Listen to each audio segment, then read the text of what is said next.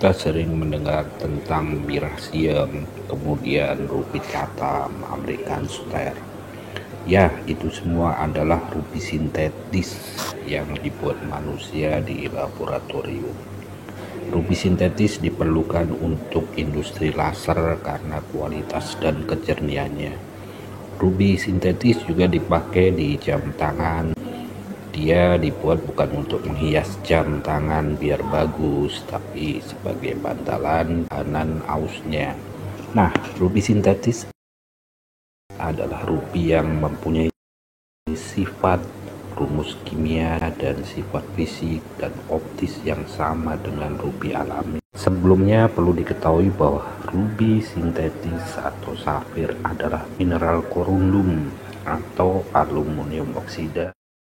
Kromium memberi warna merah, jadilah ruby. Pengotor besi dan titanium menjadikannya berwarna biru menjadi safir. Jadi untuk membuat ruby di laboratorium pakai aluminium oksida dan kromium oksida.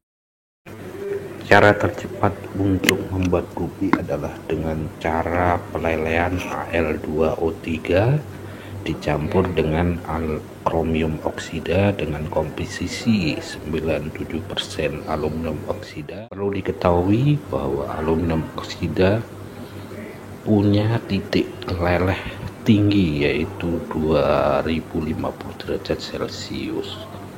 Jadi untuk melelehkan aluminium ini diperlukan panas yang sangat tinggi, bisa dengan nyala api yang dihasilkan dari hidrogen dan oksigen disebut dengan metode Bernoulli. Kemudian lelehan hasil pemanasan tadi itu didinginkan secara perlahan. Kristalnya itu kemudian ditarik, jadilah ruby Bernoulli. Harganya paling murah ya, 1 karat hanya sekitar 1-2 dolar mentah atau bahan. Kemudian cara lain yaitu dengan temperatur dinaikkan dengan heater heat. Ini disebut Shokalaski. Jadi caranya adalah dengan memanaskan ruby bahan dari aluminium oksida dengan nyala heater sampai 2050 derajat Celcius.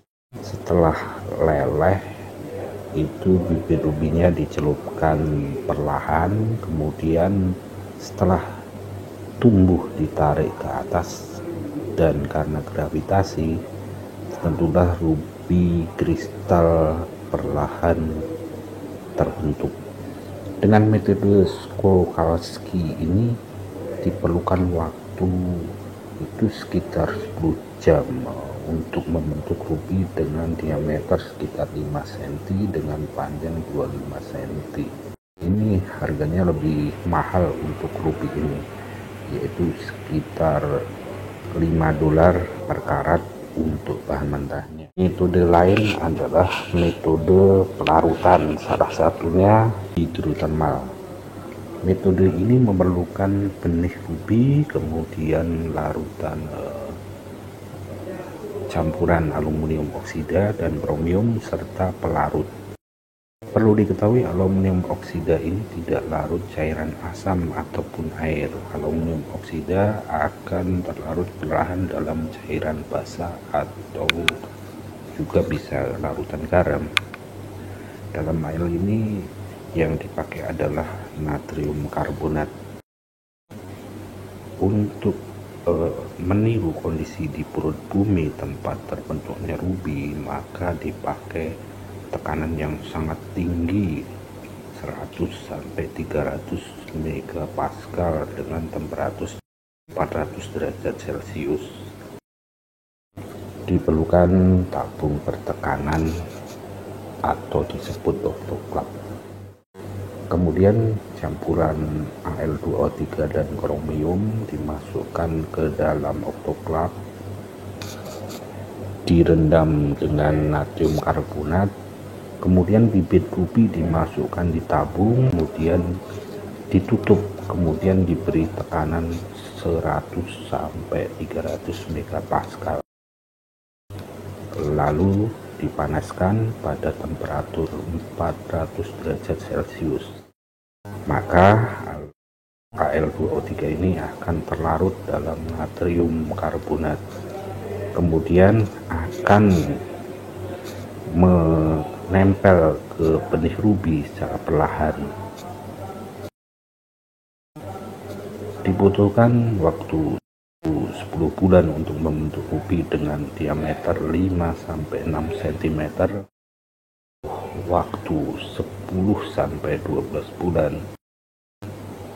Jadi hampir setahun untuk membentuk ruby ini. Karena prosesnya yang lama ini dihasilkan ruby yang bagus secara kualitas, dihargai sekitar $50 per karat untuk bahannya. Jadi jangan merendahkan ruby sintetis karena butuh kualitas yang bagus.